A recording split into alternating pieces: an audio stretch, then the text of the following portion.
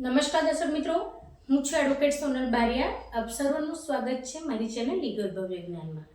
દર્શક મિત્રો, આજે આપણે વાત કરીશું કે જે પણ ખેડૂત મિત્રોની જમીન નદી કિનારે આવેલ હોય અને જે નદીનો જે પટ છે તેની અંદર વધારો થવાથી જે મહેસૂલ ભરવાનું આવે છે તેની જાણકારી કોને આપવાની હોય છે અને કેવા સંજોગોમાં આપવાની હોય છે તેના વિશેની આજે આપણે ચર્ચા કરીશું.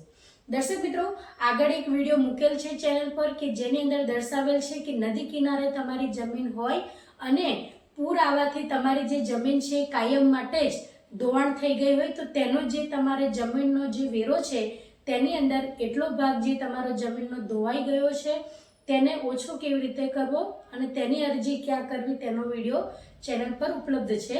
તો આજે આપણે વાત કરીશું કે તમારી જે જમીન છે એ નદી કિનારે હોય અને એ જે નદી છે તેનું પાણી કાયમ માટે સુકાઈ ગયું હોય એટલે કે જમીનનો કિનારો છે ભાટ તરીકે વધુ હોય તો એ જે જમીન છે કોને પ્રાપ્ત થશે? તો દર્શક મિત્રો, તેના વિશેની આજે આપણે સંપૂર્ણ ચર્ચા કરીએ. તો દર્શક મિત્રો, આમ જોવા જઈએ તો સામાન્ય બાબત એ છે કે જે નદી કિનારે જમીન આવેલી હોય અને કોઈ કારણસર જમીન જે છે નદીનો જે ભાટ છે જે કિનારો છે તેની અંદર જો વધારો થયો હોય તો સામાન્ય બાબત એ છે કે જે ખેડૂત મિત્રની જમીન નદી કિનારે આવેલી છે એ જે વધારાનો ભાગ છે તે એમને જ ઉપયોગમાં લેવાનો હોય છે એટલે કે તેમને જ મળવા પાત્ર રહે છે. પરંતુ દર્શક મિત્રો, એ કેવા સંજોગોની અંદર તમે એની અંદર આગળ કાર્યવાહી કરી શકો છો?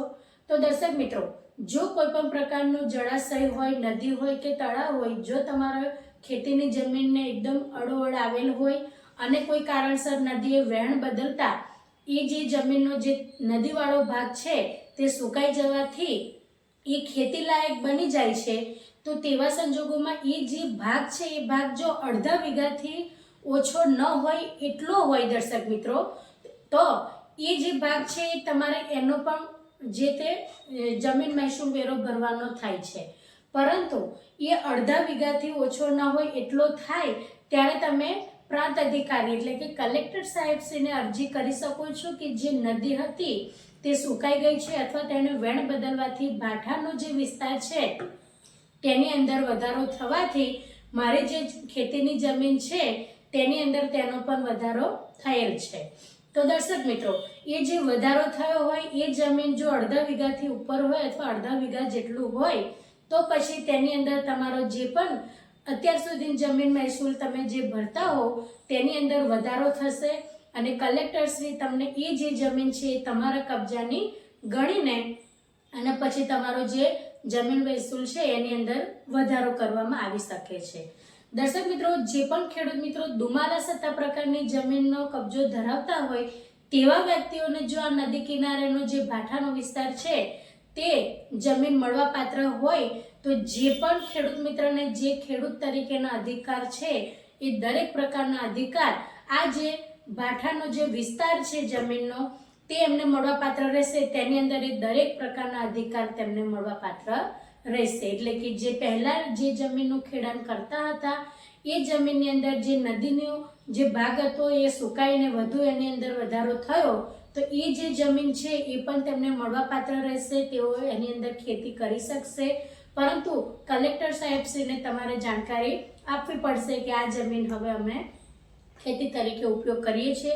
એટલે દર્શક મિત્રો, આકારણીમાં પણ ફરક પડશે કારણ કે જેટલી જમીન તમારી હતી એટલી તમારી આકારણી હશે. તો જમીન હવે તમારી જે પણ જળાશય સુકાઈ ગયું છે પછી તળાવ હોય કે નદી હોય તો એની અંદર તમારો વધારો થશે ને ખેતી કરવા માટે તો એ જમીનની તમારે આકારણી પણ નવેસરથી કરાવવાની રહેશે.